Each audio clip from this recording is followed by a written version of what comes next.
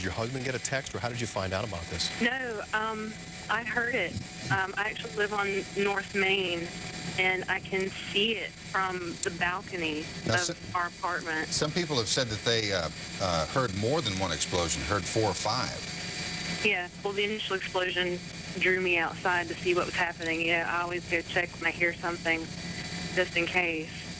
And then, like, right after about 15 minutes into it, I got a text message from my husband saying that the plant was on fire and that it was bad and that there's explosions, and yeah, they're gathering people up for evacuation. Oh, because we haven't heard any word about evacuations at this point from anyone. I haven't either. The last I heard was that they were trying to do a head count. Pepsico, another contractor that works out there, like I said, it's not confirmed or anything, but they were missing, you know, 3 or 4 guys. They don't know exactly where they are. I hope everything's okay.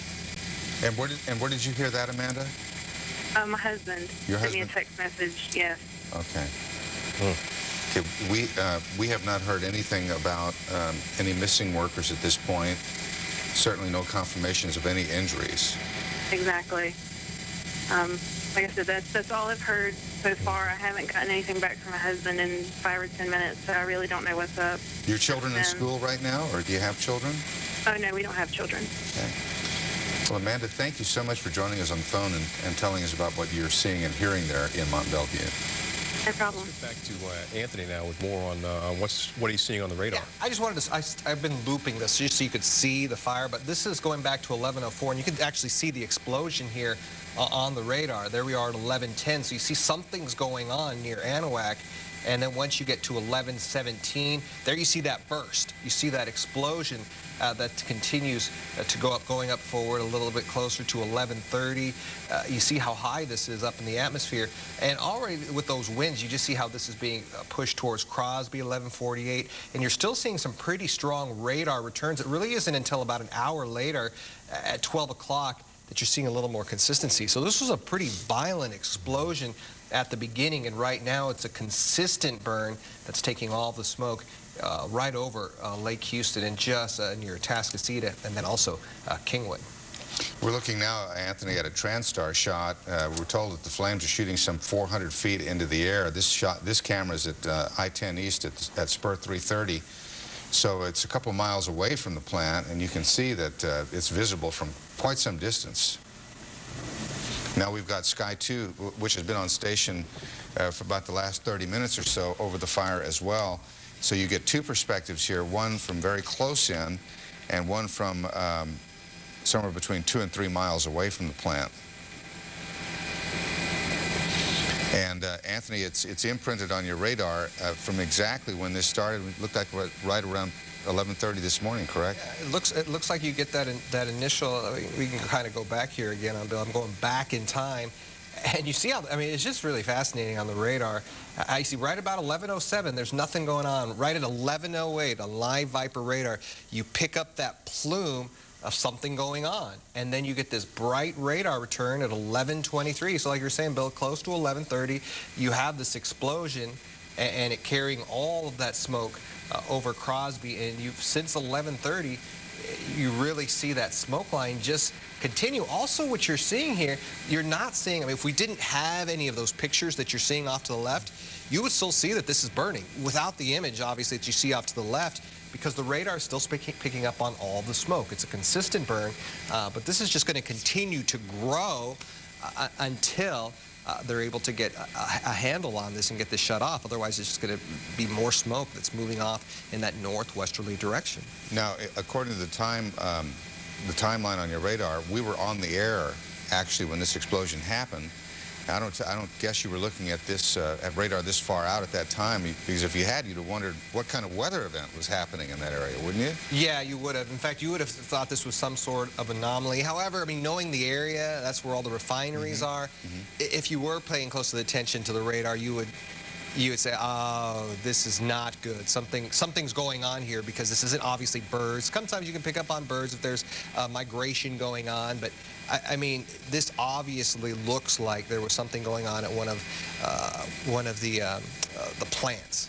This is the Enterprise Products natural gas plant in Mont Belvieu. You can see that most of the fire has been knocked down in the plant, with the exception, of course, is where the accelerant is leaking from a pipeline there. But there are several vehicles that were destroyed by this fire, too. I've counted at least 4 as we've looked here from Sky 2.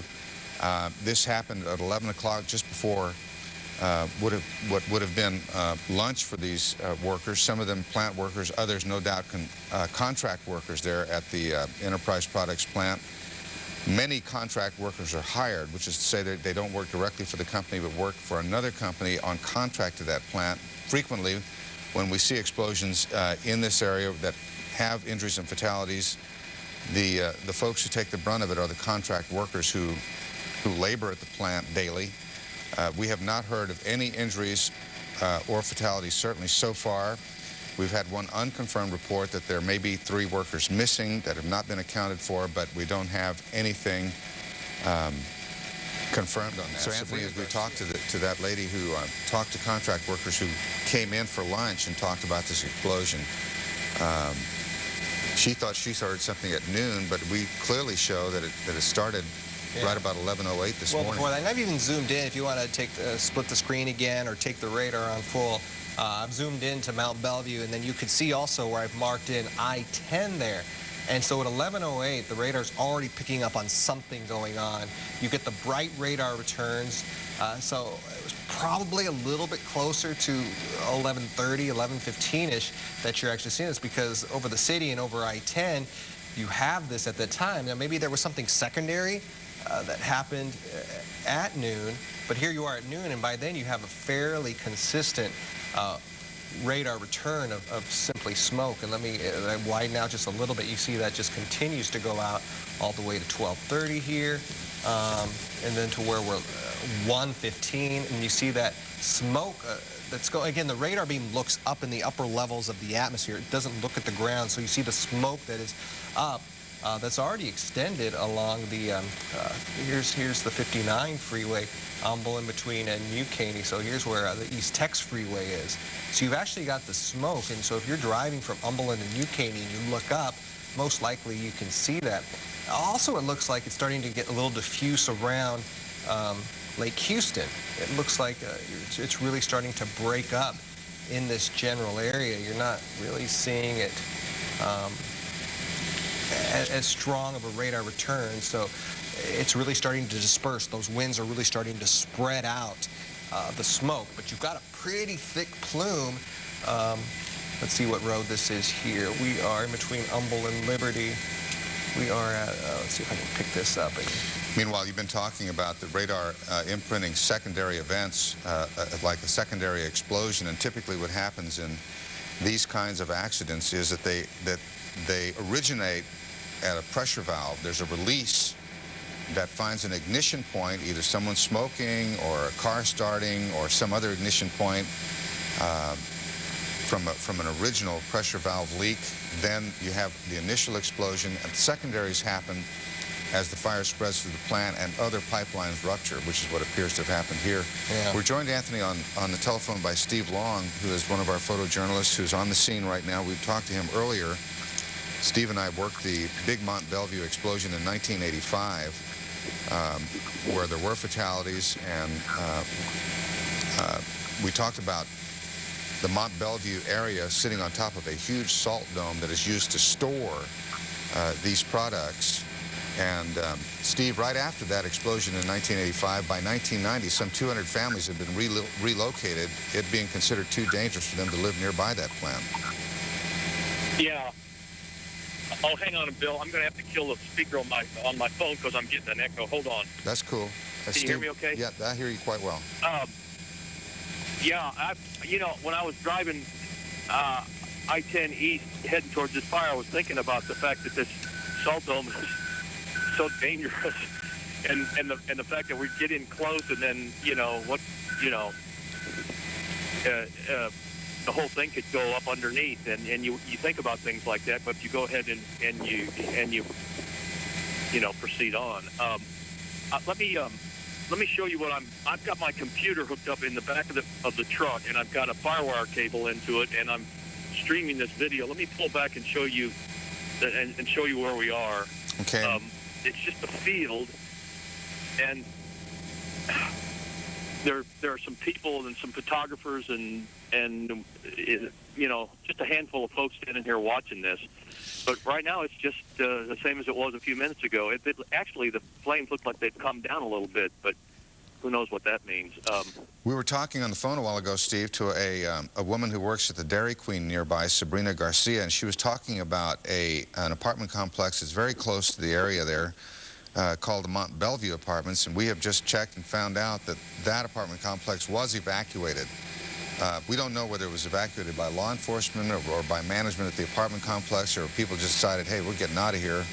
There's a huge fire. But that apartment, those apartments near the plant are evacuated right now, probably more out of an abundance of caution than anything else. It's hard for me because I'm locked here and I can't move around, and I haven't seen, you know, I'm getting ready to go maybe ask one of these people that are standing over here if they witnessed anything, but right now I'm kind of stuck in this one spot, so I don't know a whole lot of what's going on around here. Okay, as soon as we get more people on the ground there, Steve, we're going to try and get as close. I'm taking you're as close to the plant as they're going to allow right now. Well, I just saw one of our competition pull their truck out and head on up the road, so I don't know what that means, but I know I saw a big roadblock, you know, just to our right, up the road up there, so I don't know. As you know, after chemical plant explosions like this, there's always a head count to try to figure out. They know how many contract workers and plant personnel were there. They try to figure out, get a head count, and see body's missing. Southeasterly winds. Anthony, we are joined on the telephone right now by the Chambers County Judge, Jimmy Silva. Judge Silva, thanks so much for joining us. Can you tell us what, if anything, you've heard about what's happened at this plant? Well, yes, sir, I can, and it's Sylvia, S-Y-L-V-I-A. There's been an explosion at Enterprise Facility in Mont Bellevue, which I know you know. It's close to Highway 146, which has been shut down, and the traffic's rerouted at this time. There's about a 2-mile perimeter set up. There are no homes affected at this time. There's no homes in the immediate area. And Judge Sylvia, you haven't heard about any injuries stemming from this explosion? As of right now, no. There are no confirmed injuries. Have you heard anything about a head count that came up 3 short? I've heard the same thing you have, yes, sir. But that has not been confirmed. And there have been no shelter in places, no evacuations ordered that you know of? No, yes, sir. There's been, as of right now, there's been no evacuations, no shelters. You know, we're asking folks to shelter in place if they're close. The school's doing the same. Well, Judge Sylvia, it looks like what happened here is that there was an explosion that stemmed from possibly a pressure valve, and we know that these valves give alarms when they start to go like that. It's not an event that just happens without any warning at all, typically. So we're hoping that in a best-case scenario, these workers had a chance to get away from this. We saw a similar thing in the BP explosions of the past few years, where contract workers, you know, get some kind of warning. Sometimes not enough, because we've had up to 17 people killed in one of the BP explosions. Yes, sir. Was there a question in there? I'm sorry. No, I was just okay. ruminating and wondering if you had anything to add to that. Well, one of the things we don't know right now is what products involved. We know there's a lot of LPG that's prevalent in that area due to the salt dome, the storage, and the pipelines. It is isolated, and it hadn't spread to any other facilities at this time. Answered. And that's good news. And LPG, as we know, is one of the most volatile substances out there. I mean, it burns hot, fast, and long. Yeah, as you could tell from the fire. Mm-hmm. Well, Judge Sylvia, thank you so much for joining us. We've been talking to Jimmy Sylvia, who's the Chambers County Judge there, and stays on top of these things as a matter of course. And we appreciate your insights here, Judge. Yes, sir. plant looks nearly totally destroyed. We're joined on the telephone now by Amanda Robbins. Amanda, you had spoken with your husband about what had happened. What are you hearing? Amanda, can you hear me? Okay, I think we've lost connection with Amanda. She's the wife of a worker at the plant, and that would be very valuable to talk to her about what he has learned and been able to tell her. You see all these vehicles. Some of them are plant vehicles, and some of them clearly look like they're private vehicles of the people who work at the plant, many of whom no doubt are contract workers, because all the plants along our petrochemical alley that extends from the Houston Ship Channel down to Mont Belvieu to Baytown hire contract workers that work for companies, independent companies that toil at these plants. Again, this is now we're looking at a TransStar camera from the Fred Hartman Bridge at Highway 146 northbound, and you can see this is several miles away, and if you look right directly in the center of your screen, you can see through the bridge here the fire and the smoke coming from it, the big plume of smoke that Anthony's able to see on his Titan radar. And this is live again, much closer to the plant. This is a compression shot from a camera, zoomed in very tight on the fire from some distance. And to the right, you can see, look at the timeline at the top of your screen. And as we go back to it, now this is 1:43, but going back to the very beginning, 11 o'clock, you begin to see this thing. And then it looks like it was just about 11:08 that you began to see this, what appeared to be a weather event, but was in fact this explosion. Bob Cavanaugh is joining us on the phone now. He is knowledgeable about plants and what goes on at them. Bob, can you tell us what you know about Enterprise? Enterprise Products is one of the larger midstream companies in the industry, actually, and they're based in Houston. They have large facilities all over the country, but one of their primary facilities is in the Mont Belvieu area there east of Houston. They, it appears that what's burning is a liquefied natural gas from the plant right now.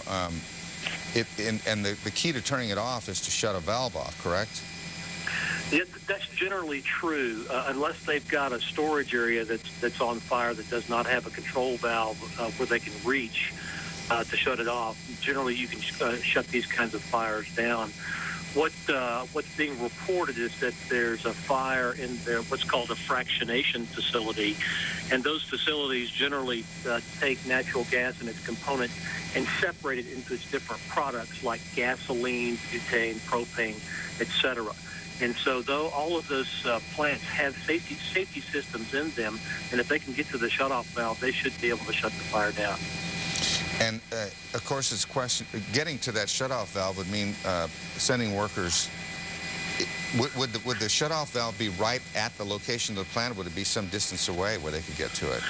Well, if it's a pipeline fire, sometimes the safety valves are quite some distance away from where the fire is. Typically, though, if the safety systems are working, most of these can be remotely activated where you don't have to put workers in danger of getting close to the fire.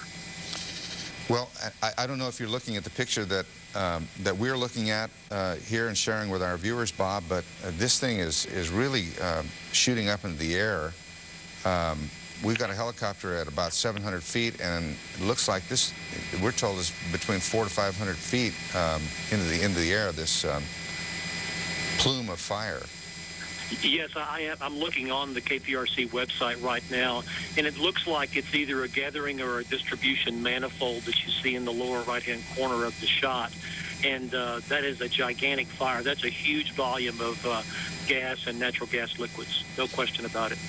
And if they had some way to remotely shut it off, they would probably have attempted that by now, unless that failed, correct? That's exactly right. If the shutoff valves in the plant itself are destroyed or they can't get to them, they're going to have to shut down the source of the natural gas, which is going to be outside the plant in one of the pipelines that are coming in. And the size of this fire could indicate that there's more than one pipeline involved, because that's a huge fire. Bob, thank you so much. We've been talking with Bob Cavanaugh, who's very knowledgeable about these plants and what can happen, as did happen today at Enterprise Products. Okay, I'd mentioned, thank you again, Bob. I'd mentioned Rick Rainey, who is the media relations person at Enterprise. He's on the phone with us now. Rick, thanks for joining us. What can you tell us about what's happened here and what's happening now? Well, at this point, we can confirm that the fire is occurring at what's called our West Storage Facility, which is used to store natural gas liquids, which is what's in the when you produce natural gas, there is a liquids that come out of that go to this facility to be stored. And at this point, we have our trained firefighters that are on site, that are actually that are our employees, and they are fully trained, and they're working with local authorities to make sure that that the situation is kept under control. In addition to that, they're also evaluating what the current the best plan of action is to bring this under control. In the meantime, there is one school that has been told to shelter in place. However, we're not aware of any residents that have been impacted, and at this point, we're just going to make sure that we make sure that the community is as safe as it can be. But as I said, right now we're working with local law enforcement to make sure this is kept, that we can control this as best we can. Rick, aside from the surrounding community, I know that your primary concern is with your plant workers and your contract workers who are at the plant today. What can you tell us here? Are there people missing? We've had reports of some.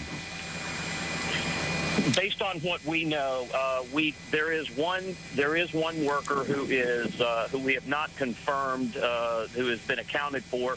He was seen leaving the area, but again, we're still trying to confirm his whereabouts, and we'll provide that information just as soon as we have it. Rick, in talking to the workers who were there, have they been able to shed any light on what happened? Did they have warning about this? Yeah, right now it's still too early to tell just exactly what happened. But I'm sure that this full investigation will be conducted to find out exactly what happened. At this point, we're just trying to make sure that we're making the situation as safe as it can be. And we were talking with a plant expert a while ago, Bob Cavanaugh. You may know him. He was talking about the possibility that this fire could be remotely, that the safety valve could be remotely shut off. Is that a possibility here? Again, until we get in there and find out exactly what we're dealing with, I really don't want to speculate on where we are on the operations of the facility.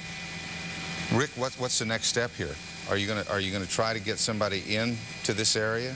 Right now that's exactly what we're doing. We're going to be adding some water. Basically, what we're doing right now is trying to get in there to add some water to cool the area down, then decide the best way to bring this fire under control, because either trying to shut down the pipelines or determine just exactly what needs to be done. If there's some issues with the cavern itself, that'll be determined once our personnel have a chance to get in.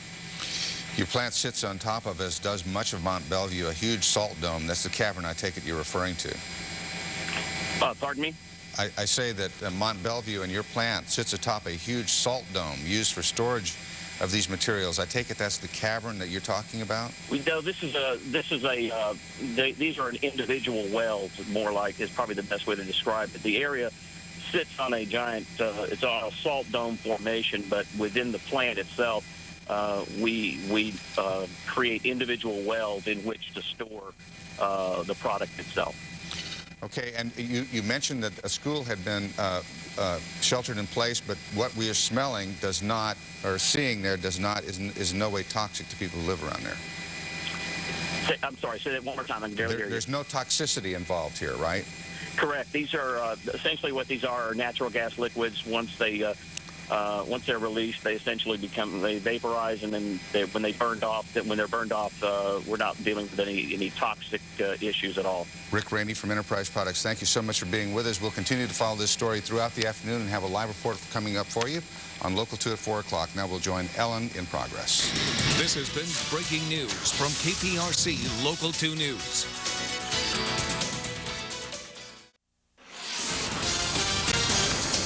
KPRC. You're watching Local 2 News at 10. A fiery explosion at a Mont Belvieu natural gas plant, and tonight there are still lots of unanswered questions. A live look now from Sky 2 flying over the plant, where 10 hours later the fire still burns. That as the search continues for one missing man and the cause of that blast. Now to that very fiery explosion at a Mont Belvieu plant. At times, the flames were as high as 500 feet into the air. Well, tonight, there is still one person unaccounted for, a contract worker who hasn't been seen since the explosion. And as the search for that man continues, investigators are asking what went wrong. Local 2's Jennifer Bauer is live at the Enterprise Products facility with the very latest tonight. Jennifer? Yeah, you know, two things right now that Enterprise is focusing on. First, finding that missing worker, and second of all, figuring out what caused this fire, this explosion to begin with. Now, we do have some live pictures we want to show you high above the plant right now from Sky 2. You can see there are still flames. Now, we are told investigators cannot go into the plant and begin their investigation until the fire is out or nearly out, because right now they say it's just not safe. This is what the explosion at the Enterprise plant looked like when it was most intense. Flames and smoke shooting high into the sky. This is what it looks like now. Side by side, you can see it's a much different picture, though the focus remains the same, finding that one worker who is still missing. His whereabouts are still being determined. We have not found that person yet. Rick Rainey, the spokesperson for Enterprise Products, says the investigators still haven't gone into the plant because it's just not safe yet. People who live in Mont Belvieu can't stop thinking about that one worker. His name hasn't been released. It's the only thing you really can do is call and see, make sure it ain't nobody you know. Joey Sellers is hoping it's not his friend, a friend who works at Enterprise who he hasn't been able to get in touch with. Don't know if he's missing, if he's still hurt, or, you don't know anything. So, there ain't nothing you can really do but wait around and see. Very scary, very loud. Betty Walton lives across the street from the plant. She's been waiting and praying all day. Went to praying and for God to take care of everyone that was working out there. Hopefully they'll find him. Hopefully he's just somewhere and hadn't gone home yet. Now, as for that worker, we are told he is a contract worker who was scheduled to be in the plant today in that exact area where the explosion happened. We're also told that people from Enterprise have been in constant contact with his family to see if maybe he just left work and didn't tell anyone. But we are told, as of right now, no one has seen him or heard from him. And of course, the investigation into his whereabouts continues. And we're told once that fire is more contained, investigators will be able to go inside the plant and figure out exactly what caused the fire. So again, this is something that's going to continue throughout the night tonight and into tomorrow. We are live right now. Jennifer Bauer, KPRC, Local 2. We have more coverage of the Enterprise plant explosion on our website. It includes some of that fiery video as well as a slideshow of those amazing images. It's all in the home on click2houston.com.